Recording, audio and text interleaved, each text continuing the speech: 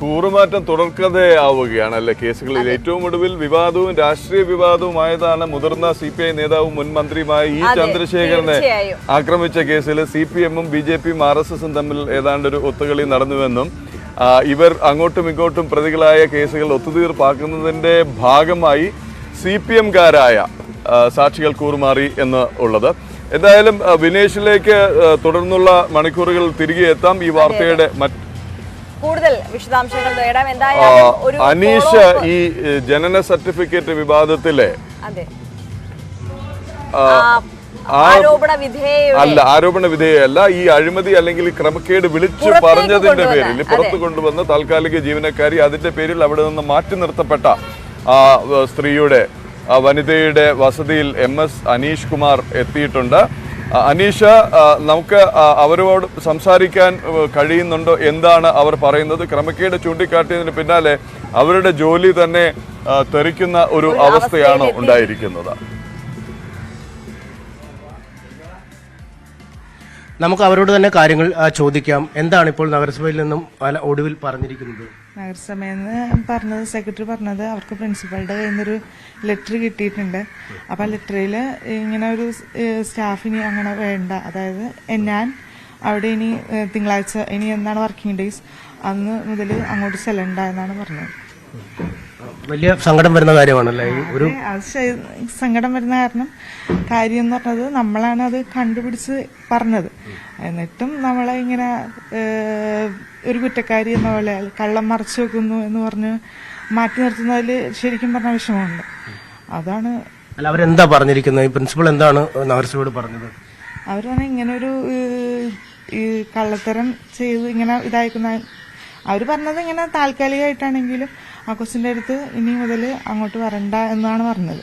താൽക്കാലികം എന്ന് പറഞ്ഞാൽ ഞാനൊരു ഡെയിലി വേജ് ദിവസവേതന ഇതാണ്. അതിൽ എനിക്ക് താൽക്കാലികം എന്ന് പറഞ്ഞു കഴിഞ്ഞാൽ അതിന്റെ മീൻസ് ടെർമിനേറ്റ് ചെയ്തത് എന്ന് തന്നെയാണ്.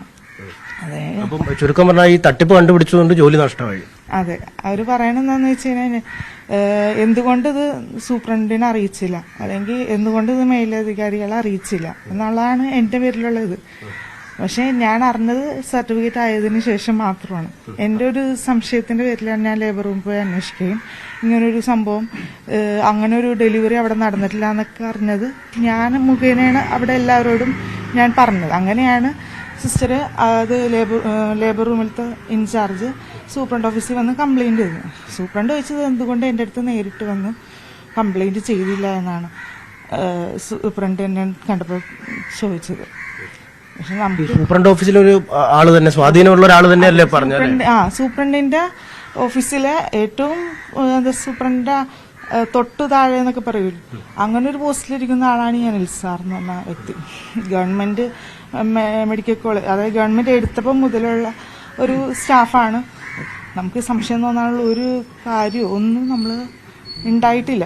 അപ്പൊ അങ്ങ് സർട്ടിഫിക്കറ്റ് ആയതിനു ശേഷം ഇങ്ങനൊരു ചെറിയൊരു സംശയം വന്നതിന്റെ പേരിൽ മാത്രമാണ് നമ്മളത് അന്വേഷിച്ച് ഞാനത് ലേബർ പോയി ചെക്ക് ചെയ്തില്ലായിരുന്നെങ്കിൽ ഇത് അറിയുകയും ഇല്ല. അപ്പം അത് കണ്ടുപിടിച്ചു. പക്ഷെ അത് എന്തുകൊണ്ട് സൂപ്രണ്ടിനെ നേരിട്ട് അറിയിച്ചില്ല എന്നാണ്. പക്ഷെ നമ്മൾ എൻ്റെ അടുത്ത് പറഞ്ഞത് സൂപ്രണ്ട് പറഞ്ഞിട്ടാണ്, സൂപ്രണ്ട് സ്പെഷ്യൽ കേസാണെന്നാണ് പറഞ്ഞത്. അപ്പം ഞാൻ തന്നെ ഇങ്ങനെ സൂപ്രണ്ടിൻ്റെ അടുത്ത് എന്ന് പറഞ്ഞു. പിന്നെ ഞാൻ മുനിസിപ്പാലിറ്റിയിൽ അപ്പം അറിയിച്ചില്ല, കാരണം സർട്ടിഫിക്കറ്റ് ഇഷ്യൂ ചെയ്തു.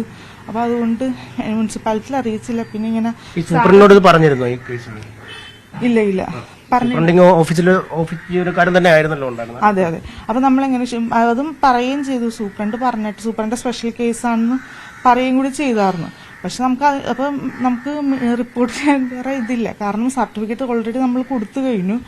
അപ്പൊ ഇങ്ങനെ ചെയ്തപ്പോൾ എനിക്ക് ആരോട് കംപ്ലൈന്റ് ചെയ്യാൻ, മുനിസിപ്പാലിറ്റിയിൽ പറയണോ എന്താണ്? പിന്നെ അത് മാത്രമല്ല, അങ്ങനെ പറയരുത്, പെടുകയാണെങ്കിൽ എല്ലാവരും പെടുത്തും, അല്ലെങ്കിൽ ഇത് അറിയൂല, ആരും അറിയില്ല എന്ന് എൻ്റെ അടുത്ത് പറയുകയും ചെയ്തു. പിന്നീട് സൂപ്രണ്ട് ഓഫീസിൽ നിന്ന് പിറ്റേ ദിവസം വിളിച്ചു കഴിഞ്ഞപ്പോഴാണ് ഞാൻ എല്ലാ സത്യവും പറഞ്ഞത്. ഞങ്ങൾ ഇന്നലെ അന്വേഷിച്ച് ചെന്നപ്പോഴത്തേക്ക് ഒരു ഗായകന്റെ വീട്ടിലാണ് തൃപ്പൂണിത്തുറയിൽ ഈ പറയുന്ന വിലാസത്തിലുള്ളത്. ഈ ഫോട്ടോയിൽ കാണുന്ന അല്ല ഇതല്ല വ്യക്തി. ആരായിരുന്നു വന്നത്? ഈ പറയുന്ന ആള് തന്നെയാണോ വന്നത്? അനൂപ് എന്ന് പറഞ്ഞ ആളാ വന്നത്. പക്ഷെ ഇയാളല്ല. എനിക്കറിയാം, നല്ല വണ്ണമുള്ള, എനിക്ക് കണ്ടാൽ മനസ്സിലാകുകയും ചെയ്യും, നല്ല വണ്ണമുള്ള ഒരു മനുഷ്യനായിരുന്നു. നല്ല വണ്ണം, അത്യാവശ്യം നല്ല പൊക്കമുള്ള ഒരു മനുഷ്യനായിരുന്നു വന്നത്. നമുക്ക് ഇങ്ങനെ സംശയിക്കാൻ പറ്റിയ ഒരു കാര്യം ഉണ്ടായിരുന്നില്ല. ഞാൻ അപ്പം അവിടെ ഞങ്ങൾക്ക് ഇങ്ങനെ ഫോം അടിക്കുന്നതിൽ ഒരു ഇതുണ്ട്, 23 എത്രാം വയസ്സിലായിരുന്നു കല്യാണം, ഇപ്പം എത്ര വയസ്സാണ് മാതാവിന്, പിന്നെ എത്ര കൊച്ചുങ്ങളുണ്ട്, അങ്ങനെ ഒരു 3 ഇതുണ്ട്, ഒരു കോളം ഫില്ല് ചെയ്യാനുണ്ട്. അതിൽ 23-ാം വയസ്സിൽ കല്യാണം, 43-ാം വയസ്സ് ഇപ്പം ഉണ്ട്, ഒരു കൊച്ചെന്ന് പറഞ്ഞാൽ. അപ്പം എനിക്കൊരു സംശയം എന്നിട്ട് വെച്ചാൽ ഒരു കൊച്ചുള്ള, ലേറ്റ് ആയിട്ടായിരിക്കും ഉണ്ടായെന്ന് വെച്ചാൽ ഒരു കൊച്ചുള്ളതെന്ന് വെച്ചാൽ പറഞ്ഞാൽ ആ ഒരു കൊച്ചുള്ളൂ എന്നും പറയുകയും ചെയ്തു. അപ്പം നമുക്ക് സംശയിക്കാനുള്ള ഒന്നും ഉണ്ടായില്ല ആ ഘട്ടത്തിൽ. അപ്പോൾ ആ ഘട്ടത്തിൽ സ്വാഭാവികമായിട്ടുള്ള ഇത് മാത്രമേ ഉണ്ടായിരുന്നുള്ളൂ. ഇപ്പൊ എന്തായാലും ഈ അഴിമതി കണ്ടുപിടിച്ചു, ഒരു വലിയ ഒരു ക്രമക്കേട് കണ്ടുപിടിച്ചു, ജോലിയും പോയോ? ജോലി പോയൊന്നും എനിക്ക് പ്രശ്നമല്ല. കാരണം പക്ഷെ ഇങ്ങനെ ഞാൻ കള്ളത്തരം ചെയ്തു എന്ന് പറഞ്ഞുകൊണ്ട് ജോലി പോവുകയാണെങ്കിൽ തല ഉയർത്തിക്കൊണ്ട് തന്നെ വരും. കള്ളത്തരം കണ്ടുപിടിച്ചുകൊണ്ടാണ് ഞാൻ വന്നേക്കുന്നത്. അതുകൊണ്ട് എനിക്ക് സങ്കടം അങ്ങനെ ഇല്ല. പക്ഷെ എന്നാലും ഈ കളവിന്റെ പേരിലായത് കളവിന്റെ പേരിലായതുകൊണ്ട് ഒരു നല്ല വിഷമമുണ്ട്. കാരണം ഞാൻ പറഞ്ഞില്ലായിരുന്നെങ്കിൽ അത് അവരറിയില്ലായിരുന്നു. അവരത് ആരും അറിയില്ല. കണ്ണടയ്ക്കാമായിരുന്നു. കണ്ണടയ്ക്കാമായിരുന്നു. പക്ഷെ ഞാൻ അങ്ങനെ പറഞ്ഞ അവിടെ അതിങ്ങനെ ഒരു ഇഷ്യൂ ഉണ്ടായതിന് ശേഷം മാത്രമാണ് ഈ സംഭവം അറിഞ്ഞത്. അപ്പൊ അതുകൊണ്ട് അങ്ങനെ എന്നിട്ടും എൻ്റെ അടുത്ത് പ്രിൻസിപ്പൽ മാഡം പറഞ്ഞത് ഞാൻ എന്താണ് വാങ്ങിയത്, എത്ര പൈസ വാങ്ങിയെന്ന് ചോദിച്ചു. എനിക്ക് അത് ഭയങ്കര ഇൻസൾട്ടായിട്ട് പോയിരുന്നു. കാരണം ഞാൻ അങ്ങനെ പൈസ വാങ്ങിയിട്ടുണ്ടെങ്കിൽ എനിക്കത് റിപ്പോർട്ട് ചെയ്യേണ്ട ആവശ്യം ഉണ്ടായിരുന്നില്ലല്ലോ.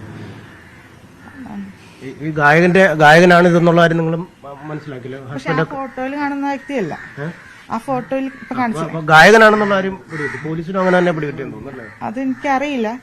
ആള് ഗായകനാണോ എന്നൊന്നും എനിക്കറിയില്ല. ആളെ കണ്ടാ തിരിച്ചറിയാൻ പറ്റും. പ്രദീപ്, ഇതാണ് ഇപ്പം ഒരു കളവ് കണ്ടുപിടിക്കുക അല്ലെ തട്ടിപ്പിന് കൈയോടെ പിടികൂടാൻ സഹായകരമാകുക, ഇതൊക്കെ ചെയ്തെങ്കിൽ പോലും അവരുടെ ജോലി നഷ്ടമാവുന്ന അവസ്ഥ. അവർക്ക് ജോലി നഷ്ടമാകുമ്പോഴും കുഴപ്പമില്ല, പക്ഷെ ഒരു കള്ളത്തരം കാട്ടി എന്ന രീതിയിൽ ജോലി നഷ്ടമാകുമ്പോഴാണ് അവർക്ക് കൂടുതൽ വിഷമം. എത്ര പണം വാങ്ങിയാണ് ഇത് ചെയ്തതെന്നൊക്കെ ചോദിക്കുന്നതും അങ്ങേയറ്റം വിഷമകരമായ ഒരു സാഹചര്യമാണ് എന്ന് തന്നെയാണ്. തീർച്ചയായിട്ടും അനീഷ്, ഇക്കാര്യത്തിൽ 2 സംഗതികളാണ്, 2 അഭിനന്ദനങ്ങളാണ്. ഒന്ന്, ഇവരെ തേടിപ്പിടിച്ച് ഈ വിവരങ്ങൾ പുറത്തു കൊണ്ടുവന്ന അനീഷ് കുമാറിനും ക്രൂവിനും അഭിനന്ദനം. 2, ഈ ക്രമക്കേടിന്റെ പേരിൽ മോഷ്ടാവായി ചിത്രീകരിക്കപ്പെടുന്നു അല്ലെങ്കിൽ അഴിമതിക്കാരിയായി ചിത്രീകരിക്കപ്പെട്ടിട്ടും വളരെ കൃത്യമായി ആത്മവിശ്വാസത്തോടെ ധൈര്യത്തോടെ അത് വിളിച്ചു പറയുന്നു ഞാൻ ചെയ്ത തെറ്റ് എന്താണ് എന്നുള്ളത്.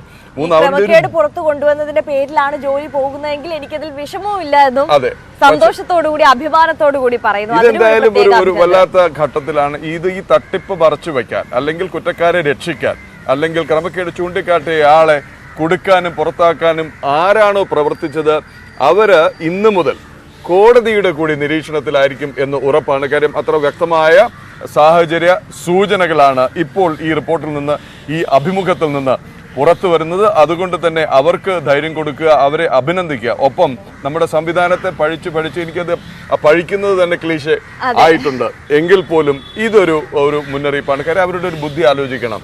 23-ാം വയസ്സിൽ വിവാഹം, 20 വർഷത്തിന് ശേഷം ഇപ്പോൾ 43 വയസ്സായി ഒരു കുട്ടി എന്നൊക്കെ പറയുമ്പോൾ ഇതിൽ എന്തൊക്കെയോ പൊരുത്തക്കേടുണ്ടല്ലോ എന്ന് ചിന്തിക്കാൻ കാട്ടിയ ആ ബുദ്ധിയെ, ആ ലോജിക്കിനെയും ആ ധൈര്യത്തെയും നമ്മൾ അഭിനന്ദിക്കുകയാണ്.